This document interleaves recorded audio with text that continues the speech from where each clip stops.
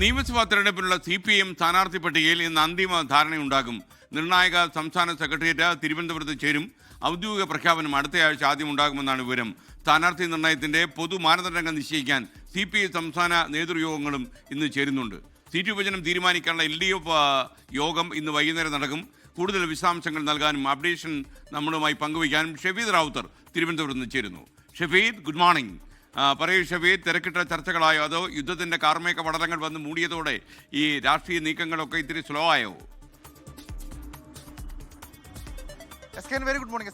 ഈ പശ്ചിമേഷ്യയിലെ സംഘർഷവുമായി ബന്ധപ്പെട്ട് ചെറിയൊരു സ്ലോനെസ് അല്ലെങ്കിൽ ചെറിയൊരു മന്ദത ഉണ്ടെങ്കിലും നിയമസഭാ തെരഞ്ഞെടുപ്പിന്റെ ചൂടിലേക്ക് സജീവമായി കടന്നിരിക്കുകയാണ് രാഷ്ട്രീയ പാർട്ടികൾ. അതിൽ പ്രത്യേകിച്ച് ഇടതു പാർട്ടികളെ സംബന്ധിച്ചിടത്തോളം വളരെ പ്രധാനപ്പെട്ട 3 യോഗങ്ങൾ ഇന്ന് ചേരുന്നു എന്നുള്ളതാണ്. CPM-ന്റെയും CPI-യുടെയും LDF-ന്റെയും യോഗങ്ങൾ ഇന്ന് ചേരുന്നു എന്നുള്ളത് ഏറ്റവും പ്രധാനപ്പെട്ട കാര്യമാണ്. സ്ഥാനാർത്ഥി നിർണയത്തിന്റെ കാര്യത്തിൽ വളരെ സുപ്രധാനമായിട്ടുള്ള തീരുമാനങ്ങൾ അവർ കൈക്കൊള്ളുകയും ചെയ്യും. CPM സ്ഥാനാർത്ഥികളുടെ കാര്യത്തിൽ ഇന്ന് അന്തിമ ധാരണയാകുമെന്നുള്ളതാണ് ഏറ്റവും പ്രധാനപ്പെട്ട കാര്യം. ജില്ലകളിൽ നിന്നുള്ള സ്ഥാനാർത്ഥി പട്ടിക CPM സംസ്ഥാന സെക്രട്ടേറിയറ്റ് ഇന്ന് പരിശോധിക്കും. ഉറച്ച വിജയസാധ്യതയില്ലാത്ത സീറ്റിൽ മാത്രം 2 ടേം നിബന്ധനയിൽ ഇളവ് നൽകാനായിരുന്നു സംസ്ഥാന സെക്രട്ടേറിയറ്റിന്റെ നിർദ്ദേശം. എന്നാൽ ചില ഉറച്ച സീറ്റുകളിലും ടീം നിബന്ധന ഒഴിവാക്കണമെന്ന ജില്ലകളിൽ നിന്ന് ആവശ്യം ഉയർന്നിട്ടുണ്ട്. ആലപ്പുഴ ജില്ലാ സെക്രട്ടറി R. നാസറിനും കൊല്ലം ജില്ലാ സെക്രട്ടറി ജയമോഹനും സീറ്റ് നൽകണമെന്ന ആവശ്യം സംസ്ഥാന നേതൃത്വം പരിശോധിക്കും.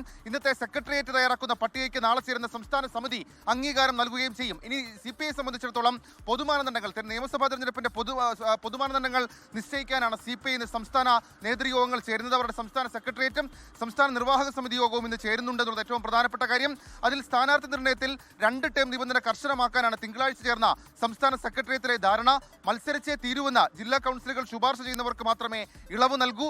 3 ടേം പിന്നിട്ട 6 പേർക്ക് സീറ്റ് ഉണ്ടാവില്ല. കാഞ്ഞങ്ങാട്, നാദാപുരം, അടൂർ, പുനലൂർ, ചിറയൻകീഴ് മണ്ഡലങ്ങളിൽ MLA-മാർക്കാണ് സീറ്റില്ലാത്തത്. അതാണ് CPI-യുടെ ഒരു സ്ഥിതി. എന്നാൽ ഇന്ന് വൈകിട്ട്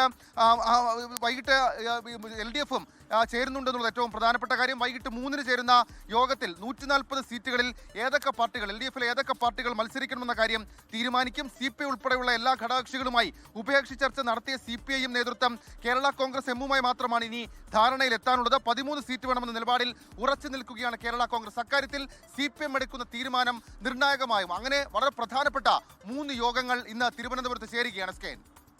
ലോകത്തെവിടെയായാലും ഏത് സമയത്തും 24 വാർത്തകളും ഓഗ്മെന്റഡ് റിയാലിറ്റി പാക്കേജുകളും എക്സ്പ്ലെയിനറുകളും വിശദമായി കാണാൻ ഞങ്ങളുടെ YouTube ചാനൽ നിങ്ങൾക്ക് സബ്സ്ക്രൈബ് ചെയ്യാം.